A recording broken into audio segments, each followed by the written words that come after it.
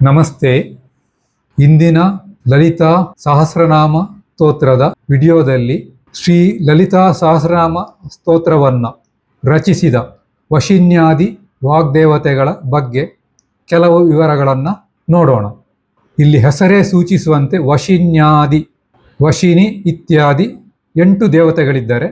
ಅವರ ಬಗ್ಗೆ ನಾವೀಗ ಸ್ವಲ್ಪ ತಿಳ್ಕೊಳ್ಳೋಣ. ವಶಿನಿ ಅಂದರೆ ತನ್ನ ಮಾತಿನಿಂದ ಇನ್ನೊಬ್ಬರನ್ನ ವಶ ಮಾಡುವವಳು.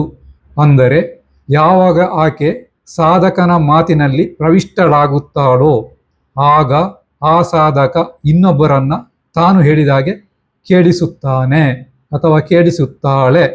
ಇನ್ನೊಂದು ದೇವತೆ ಕಾಮೇಶ್ವರಿ. ಕಾಮೇಶ್ವರಿ ಅಂದರೆ ನಮಗೆ ಏನು ಬೇಕೋ ಅದನ್ನ ದೊರಕಿಸಿ ಕೊಡುವವಳು. ಯಾವ ಸಾಧಕನ ಮಾತಿನಲ್ಲಿ ಕಾಮೇಶ್ವರಿ ಪ್ರತಿಷ್ಠಿತಳಾಗುತ್ತಾಳೋ ಅವ ಏನು ಹೇಳ್ತಾನಲ್ಲ ಅದಕ್ಕೆ ಒಪ್ಪಿ ಜನರು ಅವನಿಗೆ ಬೇಕಾದನ್ನು ಕೊಡ್ತಾರೆ, ಅನುಗ್ರಹಿಸ್ತಾರೆ ಅಂತ ಹೇಳ್ಬಹುದು. ಒಂದು ಮಾತಿನಲ್ಲಿ ಹೇಳುವುದಾದ್ರೆ ಅವನಿಗೆ ಏನು ಬೇಕೋ ಅದು ಸಿಗ್ತದೆ, ಅವ ಕಾಮಿಸಿದ್ದು ಸಿಗ್ತದೆ, ಅವ ಬಯಸಿದ್ದು ಸಿಗ್ತದೆ ಅಂತ ಹೇಳ್ಬಹುದು. ಇನ್ನೊಂದು ದೇವತೆ ಅರುಣ. ಅರುಣ ಅಂದರೆ ಅಟ್ರಾಕ್ಷನ್ ಮಾಡುವವಳು. ಆ ಸಾಧಕನ ಮಾತಿನಲ್ಲಿ ಒಂದು ಅಟ್ರಾಕ್ಷನ್ ಬರ್ತದೆ ವಾಗ್ದೇವತೆಯ ಅನುಗ್ರಹದಿಂದ. ಇನ್ನೊಂದು ದೇವತೆ ಜಯಿನಿ. ಜಯ ಅಂದರೆ ಜಯಿಸುವುದು, ವಿನ್ ಆಗುವುದು. ಆ ಸಾಧಕ ಎಲ್ಲರನ್ನು ಮಾತಿನಿಂದ ಜಯಿಸುವ ಒಂದು ಸಾಮರ್ಥ್ಯವನ್ನು ಹೊಂದುತ್ತಾನೆ. ಇನ್ನೊಂದು ದೇವತೆ ಮೋದಿನಿ. ಮೋದ ಅಂದರೆ ಆನಂದ. ಆ ಸಾಧಕನ ಮಾತನ್ನು ಕೇಳಿ ಜನ ಅಂದರೆ ಆನಂದವನ್ನ ಹೊಂದ್ತಾರೆ, ಸಂತೋಷವನ್ನ ಹೊಂದ್ತಾರೆ. ಇನ್ನೊಂದು ದೇವತೆ ಕೌಲಿನಿ. ಕೌಲಿನಿ ಅಂದರೆ ಕುಲಕ್ಕೆ ಸಂಬಂಧಪಟ್ಟ ದೇವತೆ. ಕುಲದೋಷಗಳನ್ನ ನಿವಾರಣೆ ಮಾಡುವ ಹಾಗೂ ಮಂತ್ರಸಿದ್ಧಿಯನ್ನ ಉಂಟು ಮಾಡುವ ದೇವತೆ. ಇನ್ನೊಂದು ದೇವತೆ ಸರ್ವೇಶ್ವರಿ. ಈಶ್ವರತ್ವ ಅಂದರೆ ಒಡೆತನ. ಈಶ್ವರಿ ಅಂದರೆ ಒಡತಿ, ಎಲ್ಲರಿಗೂ ಒಡತಿ, ಎಲ್ಲರ ಮೇಲೂ ಒಡೆತನವನ್ನು ಹೊಂದಿದವಳು ಅಂತ ಅರ್ಥ.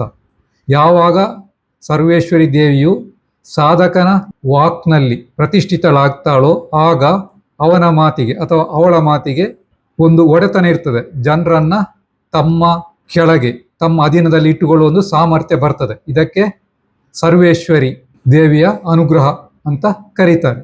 ಇನ್ನೊಂದು ದೇವತೆ ವಿಮಲ. ಮಲ ಅಂದರೆ ಕಲ್ಮಶ, ವಿಮಲ ಅಂದರೆ ಕಲ್ಮಶ ಇಲ್ಲದವಳು.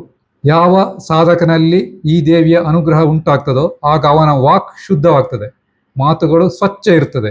ಹೀಗೆ ಈ ವಶಿನ್ಯಾದಿ ವಾಗ್ದೇವತೆಯರು ಸಾಧಕನ ಮಾತಿನಲ್ಲಿ ಪ್ರವಿಷ್ಟರಾಗಿ ಬೇರೆ ಬೇರೆ ಕಾರ್ಯಗಳನ್ನು ಎಸಗ್ತಾರೆ ಹಾಗೂ ಅವನಿಗೆ ಅನುಗ್ರಹವನ್ನು ಉಂಟು ಮಾಡಿ ಬಹಳ ಸುಲಭವಾಗಿ ಅವನ ಎಲ್ಲ ಕೆಲಸ ಕಾರ್ಯಗಳು ನಡೆದು ಹೋಗುವಂತೆ ಪ್ರೇರೇಪಿಸುತ್ತಾರೆ.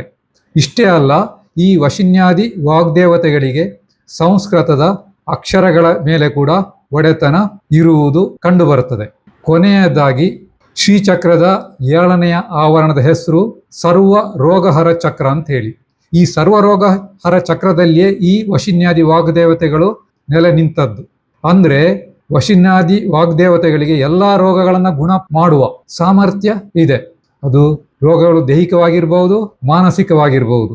ಯಾವುದೇ ರೋಗ ಇರಲಿ ಅದನ್ನ ಗುಣಪಡಿಸುವ ಸಾಮರ್ಥ್ಯ ಈ ವಶಿನ್ಯಾದಿ ವಾಗ್ದೇವತೆಗಳಿಗೆ ಇದೆ.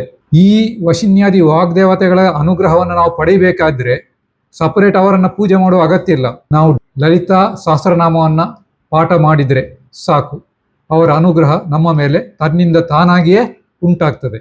ನಮ್ಮ ಮುಂದಿನ ವಿಡಿಯೋದಲ್ಲಿ ಲಲಿತಾ ಸಹಸ್ರನಾಮಕ್ಕೆ ಸಂಬಂಧಪಟ್ಟ ಇನ್ನಷ್ಟು ವಿಚಾರಗಳನ್ನು ನೋಡೋಣ. ಧನ್ಯವಾದಗಳು.